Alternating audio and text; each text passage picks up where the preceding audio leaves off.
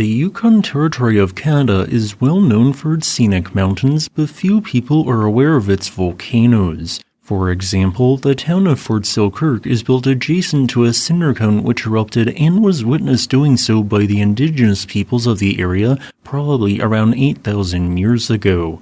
However, if you go back further in Yukon's geologic history, you will find that it once contained far more dangerous and explosive volcanoes, one of which produced multiple cataclysmic eruptions so large that they ended up covering the region in more than a kilometer. Yes, you heard that correctly, kilometer thick of ash and pyroclastic flow deposits.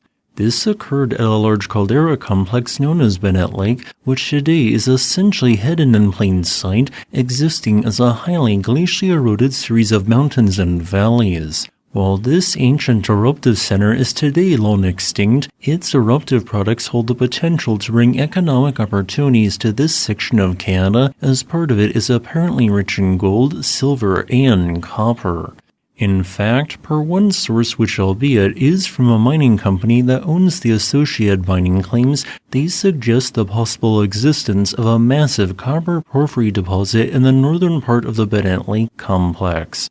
A second company has even claimed to have found elemental silver in a local boulder, suggesting additional opportunities inside this old volcano. The extinct Bennett Lake volcano can be found stretching across the border between Yukon and British Columbia, where it is 80 kilometers south-southwest of the city of Whitehorse. Although it is no longer visible, this site used to contain a massive depression in the ground known as a caldera.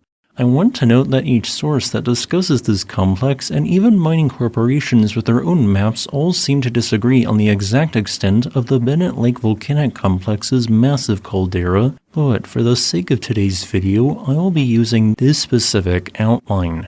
I picked this outline since it seems to match what appear to be where ring-dike intrusive and extrusive igneous rocks exist, marking the lightly outer extent of its original vast caldera. Approximately 51 million years ago, the coastal Pacific Northwest had a familiar appearance but likely contained a network of even taller peaks than seen today. Offshore of Yukon, a major tectonic plate collision was ongoing as the Kula plate subducted underneath the North American plate. The subducted crust then partially melted and migrated upwards, forming a chain of high silica volcanic centers. One such large intrusion of molten rock created an unusually voluminous shallow magma chamber beneath the future site of the Bennett Lake complex.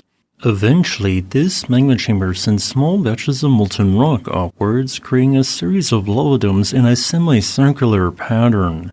This shape was the symptom of an unusually large underlying magma chamber and a warning sign of events to come. As volatiles in the underlying magma chamber increased, it eventually reached a point where it culminated in a massive ultra-Plinian eruption that likely was equivalent in size to 82 simultaneous 1980 eruptions of Mount St. Helens. As a result, pyroclastic flows and absurdly thick ashfall devastated a wide swath of the surrounding landscape, perhaps removing all vegetation within an up to 50-kilometer radius. Then, due to the large amount of erupted material, a 24-kilometer wide section of ground collapsed downwards, forming a massive caldera. Two more brief periods of quiet followed, perhaps each lasting weeks to centuries, and then two even more powerful VEI-7 eruptions occurred, further deepening the recently formed caldera. By the end of this sequence, the ground had been coated in some spots by more than 600 meters thick of ash and ignimbrite. This was immediately followed by emplacement of multiple dacite and then andesite lava domes, some of which were fairly sizable, measuring multiple kilometers wide. Then, all forms of eruptive activity took a lengthy pause. Over the following several 100,000 years, rivers formed, carving out distinctive valleys which became filled with sandy sediment and animal life. Despite the lack of volcanic activity, the magma chamber was slowly refilling, causing the ground overlying it to be uplifted and forming a resurgent dome. Eventually, volatiles sufficiently built up in the underlying magma chamber that a second massive eruption occurred. This eruption once again coated the ground in a several 100-meter thick layer of ash and was the largest ever produced from the Bennett Lake complex, likely sending pyroclastic flows as far as 120 kilometers distant. Before a short volcanic winter began, its caldera further deepened. After this last major eruption, the ground was uplifted due to a growing resurgent dome, but eventually this too ceased around 50 million years ago. Thanks for watching. As a final note, I would like to thank this channel's patrons on Patreon and channel members on YouTube.